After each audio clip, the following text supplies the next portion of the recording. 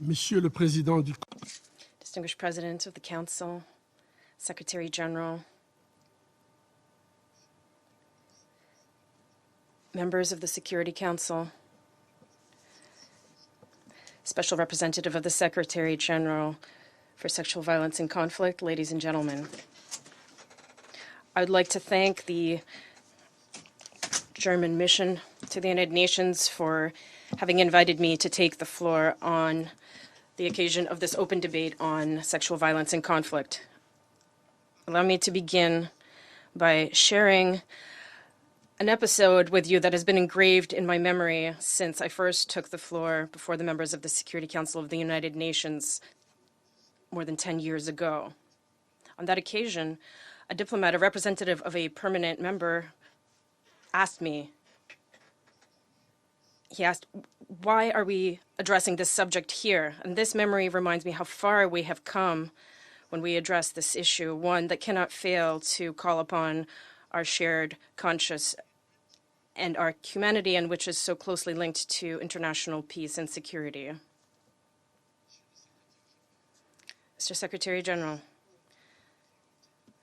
I salute your willingness to continue to put the women, peace, and security agenda the center of the international community's focus and on the table of the Security Council.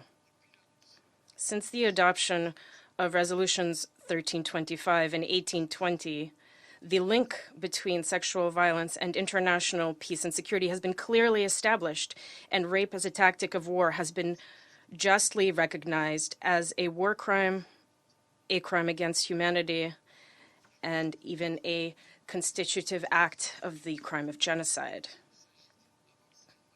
This has been a remarkable step forward, for in order to address a problem, it must first be recognized. Today, thanks to these developments in the law, no political or military official can continue to ignore or overlook that it is a violation of international law to use rape and sexual violence as a tool of domination and terror. We support all initiatives that seek to lay down a red line against these barbaric acts, of which we have been first-hand witnesses for too long. We hope to see the United Nations and states adopt sanctions against the perpetrators and instigators of sexual violence in armed conflict.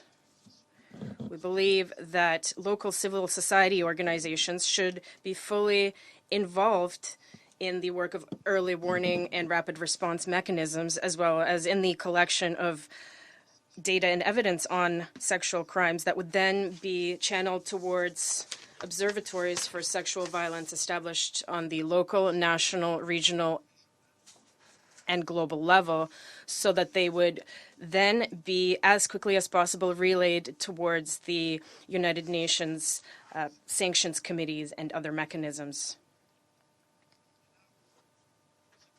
Ladies and gentlemen, at Pansy, we developed a holistic care model that includes medical, psychological, socioeconomic, and legal assistance.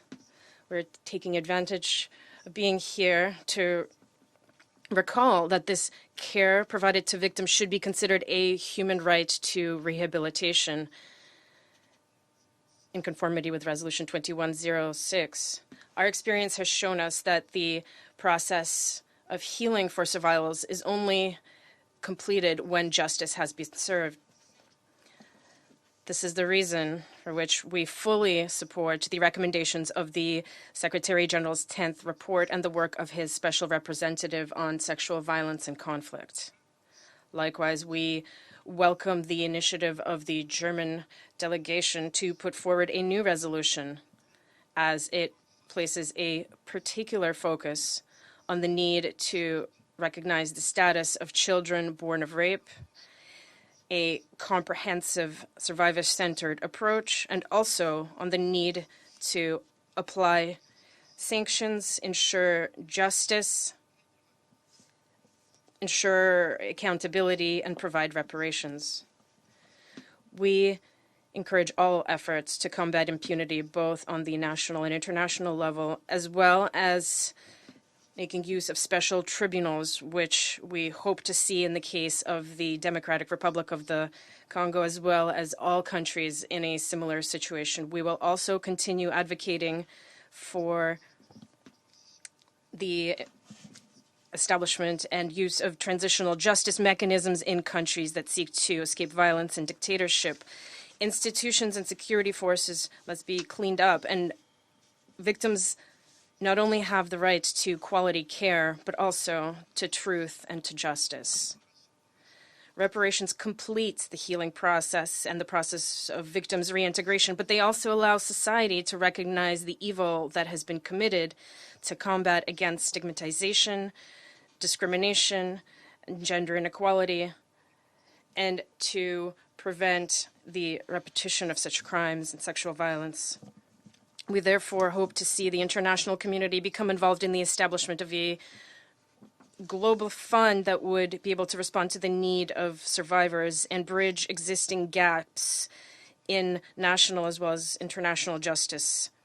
This mechanism would consist of a fund that would provide funding for reparation programs and projects in countries that are failing to shoulder their responsibilities or need assistance to do so. There can be no lasting peace without justice. And until women victims are heard with dignity by states and fully involved in the peace-building process and strengthening their societies. Ladies and gentlemen, everywhere I go throughout the world, survivors are prompted to speak by the example of Nadia Murad, my Nobel Peace Prize co-laureate. And their testimonies are living proof. We cannot remain indifferent to their cries. At the same time, the normative framework again to combat sexual violence has only continued to become richer in the past 20 years. The evidence is there. The legal texts are there. What is the international community and human community waiting for to provide justice for victims? We urge the decision makers and officials present here to adopt this new resolution and to thus demonstrate the courage and political will that are necessary to bridge the existing gap between the law and practice, and thus contribute to building a better world free of sexual violence and conflict. I thank you.